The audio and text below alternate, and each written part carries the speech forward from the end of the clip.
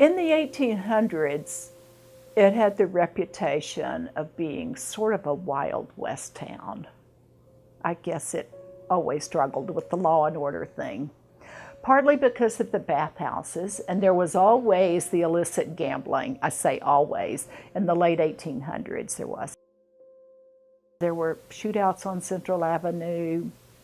There were a lot of taverns downtown, and that brought shootouts, I guess. So that was the atmosphere in the late 1800s. The area in the upper Ouachita River Valley was really pretty ordinary. Same kinds of things went on there that you would see in any rural town in the Ouachita Mountains. You know, there were schools, there were churches, lodges, team sports like little baseball teams. For example, the towns of Cedar Glades and Buckville had this big baseball rivalry in the early part of the 20th century.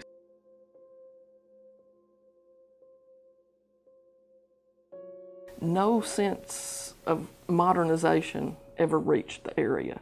No paved highways, no water system, no sewer system.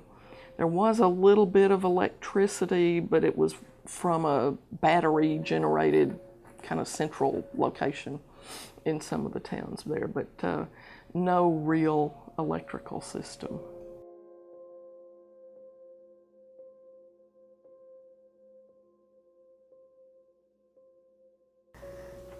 It was very different out in the country. There was one school. It went from the 1st grade through the 8th grade. And we walked to school. We didn't have buses like they do now. And I walked about a quarter of a mile to school, which was not very far. And there wasn't any traffic because people didn't have cars when I first was going to that school. And I'd go home for lunch. We had plenty of time. And my mother and dad had a general store. It wasn't just groceries. They had fabric and all kinds of other things that wouldn't just be groceries. And I'd go home and eat my lunch. My mother worked in the store, and they had a glass enclosed counter that had candy in it. And I ate enough candy for a half a dozen people. I always got a candy bar, Baby Ruth, Milky Way, or something after I ate and went back to school and walked back to school. I got a bicycle. I think I was the only one out there that had a bicycle. We had a family that lived close to us that had 2 boys and a girl, and they used to throw rocks at me. I think they were jealous because they didn't have a bicycle. But anyway, I fell many a time and skinned up my knees. They were just bloody and blue off and on all the time because it was rough. There was no pavement. It was just dirt road.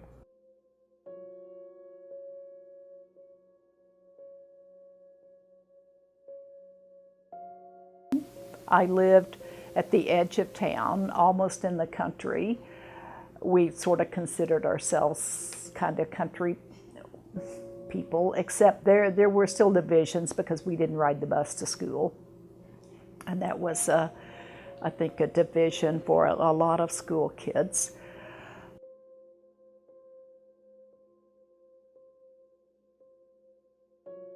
We didn't have any black people in that community where I lived at that time. There was a little community from where I lived, another little community that was all white, and it's about 3 miles apart. And about the middle between the 3 miles was a settlement of black people. And they did regular work both places for people at that time.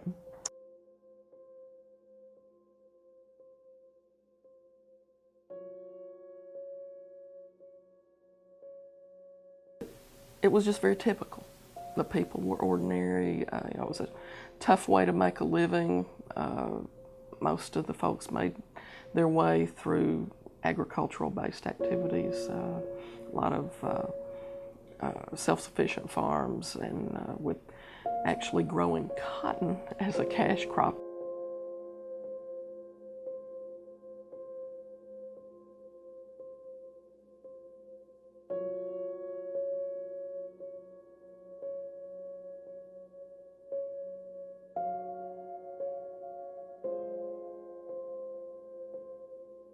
They had what we called a general store, and they also had the post office in that little community. And my mother ran the post office and helped in the store. We had one gas pump that you had to pump it up by hand. It held 5 gallons of gas. Most cars then didn't have as big a gas tank as they do now. And I can remember pumping that gas up in that pump, and you could watch it as it came out, and that's how you knew how much you'd put in the car. And my dad did a lot of entertaining from friends that he had that lives here in Hot Springs. This is about 25 miles from Hot Springs. And it was on close to the dam, the river where they made the dam. And he had people coming out for him to take them hunting and fishing all the time. So Mother did most of the work and he did the fishing.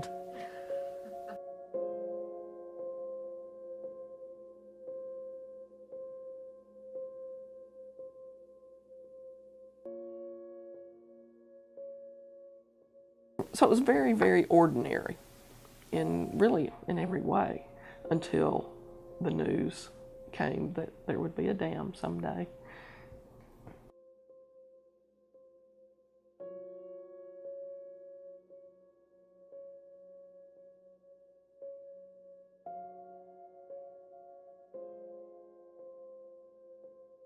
In that time, in the 20s,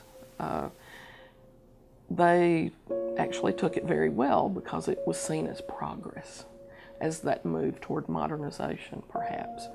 The announcement came from Arkansas Power and Light and its president, Harvey Couch, who built 2 dams on the upper Washita and planned to build the 3rd, which would have inundated the area in which we're talking about. So in the 20s, Couch made the announcement for his 3 dams on the Washita, and he did build the first 2, Arkansas Power and Light, that created Lake Catherine and Lake Hamilton. However, the Depression years intervened, and AP&L decided to hold off on the construction project because demand had gone down for electrical power at the time. And they postponed construction, even though they went ahead with a lot of the land acquisition in the reservoir area. So they just went about gathering acreage. A lot of people also sold their timber rights to the area to the Dirks Company that did a lot of logging and in the area. And of course, Dirks built the mill at Mountain Pine right about the same time as Couch made his announcement, because they wanted to seize the opportunity to gather that huge source of timber in the reservoir area as the dam came to fruition. So we have all of these things going on. As far as I've been able to tell, a lot of people actually probably deep down welcomed this. They saw it as a way to move to maybe a better area to farm or to get out of the agricultural realm entirely. An opportunity for someone to give them a large sum of money in their eyes for their property and get away from the hard work of farming in that rocky Washita Mountain soil that they had experienced their whole lives.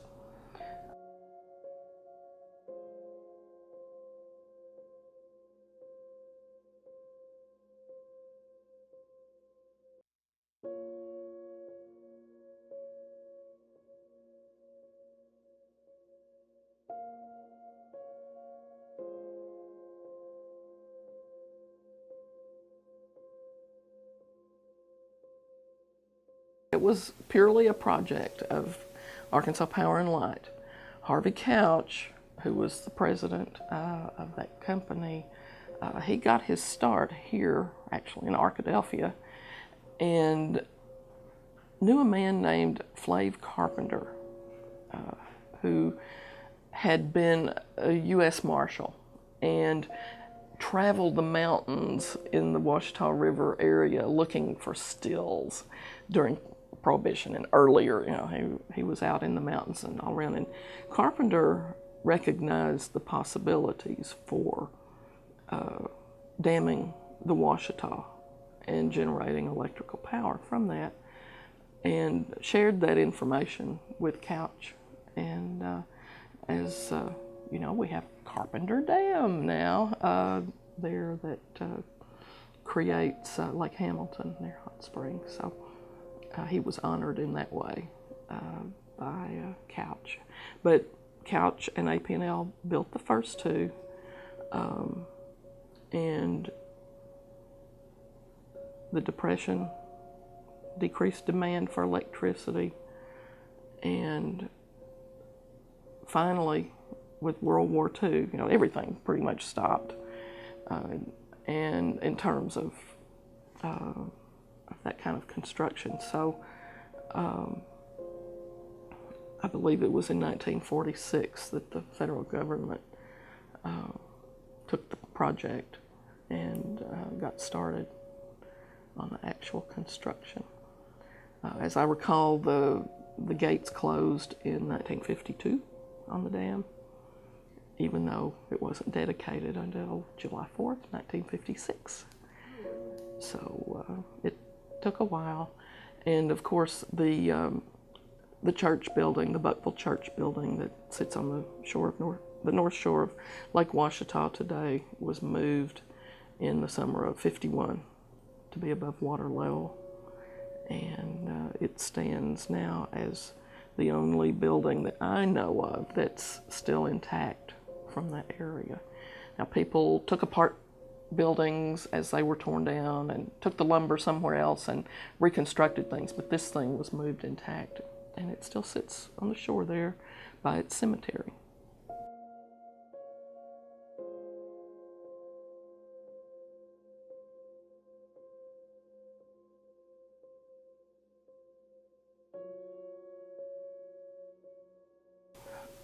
When Arkansas Power and Light decided to do the project, Harvey Couch and that company started acquiring land that they projected to be under the water.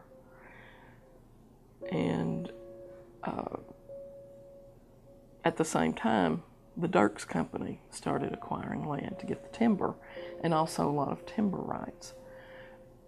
A lot of that land acquisition, over half, was completed by the time World War II got started. And when the federal government decided to do the project, they acquired the land that Arkansas Power and Light had accumulated, as well as that from Dirks, and then bought the rest from private individuals. I have a little graph in my dissertation that shows one of the sections of land, how much of it had been acquired by, I think it's 1940 something, and almost all of it was totally owned by those three entities, and very, very little left by private individuals. The deed that's in the Garland County Courthouse from AP&L to the federal government is just very lengthy when the federal government bought the property.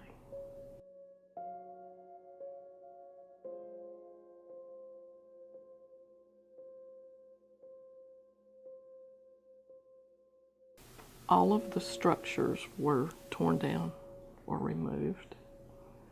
There may have been a few fence rows and maybe some rail that might have been left under the water, but everything was taken down.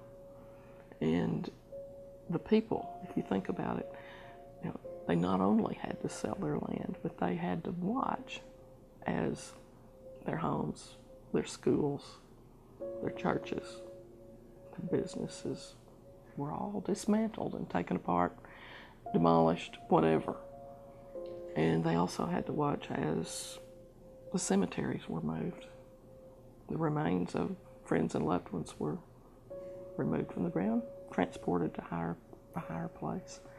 So this had to be very, very tough for them, even though they knew that it was coming.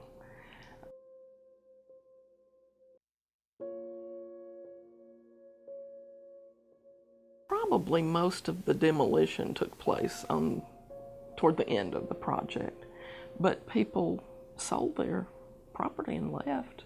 Like I said, my grandparents left in '39.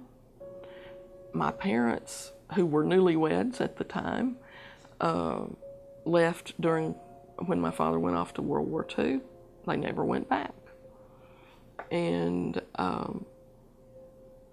so, it just happened over that long period of time, and I'm sure that the demolition was toward the end of the project, but things would have been deteriorating, and I have heard reports of how things were growing up and just looking like it had been abandoned. So, and some people that sold, that was part of their deal. They could take their lumber with them. They could dismantle their house and take it to their new. Did anybody do that? Yes. Oh, yes. Oh, wow. Well, lumber was at a premium. A lot of people took their boards and their supplies to Hot Springs, put up a house there. So, yeah, that did happen.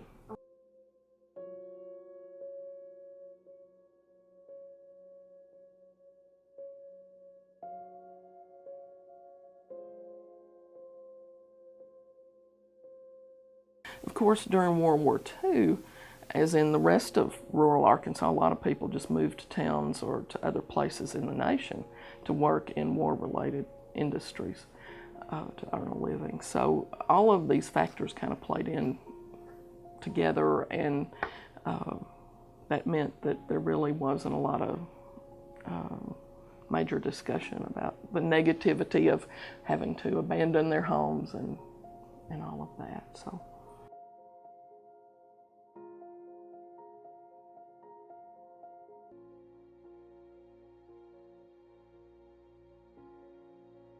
And I think that the fact that the whole process took multiple decades, I think that eased things for them.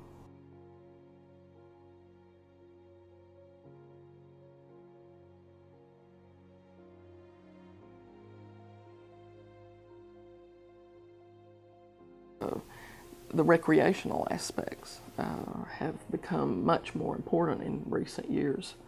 That was kind of an aside in those early days when Harvey Couch was talking about building the dams. Of course, his purpose was to generate electricity. And when the federal government took over, they emphasized the flood control aspect. So there was the electrical power generation, the flood control, and then also the potential for recreation that the federal government had when they built the dam. And the recreation end of things has really emerged in recent years as being quite significant to the economy, but also the flood control as well. That has ramifications all the way down here and into South Arkansas. It much improved the situation there and reduced the number of times that the Ouachita would flood.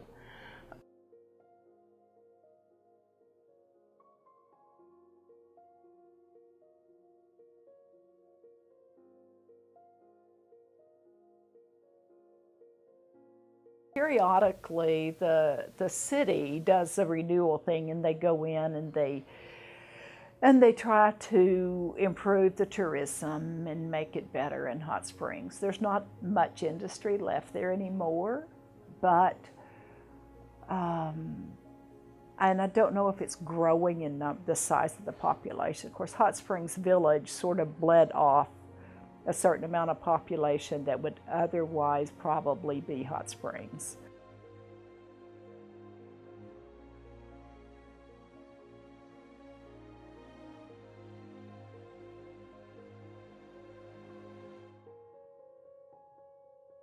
it's always interesting to me to listen to people who once lived in the area and hear the way that they describe their life there and the special feeling that they have for that time in their lives. One woman told me in an interview once that it's really, it gives her a tingle in her spine as you approach the church every year. When she would come to the reunion, she'd come to where she could see the church down the hill, and she said, and you can see the lake too. And you can see the lake, but you always have to look at the church. And vice versa, you can't see one without seeing the other. So you have the thing that reminds them most about their homes, and then the thing that took them away from their homes, all in one image there as you approach for the reunion. So that just kind of touched me and I never had thought about it that way until she described it for me.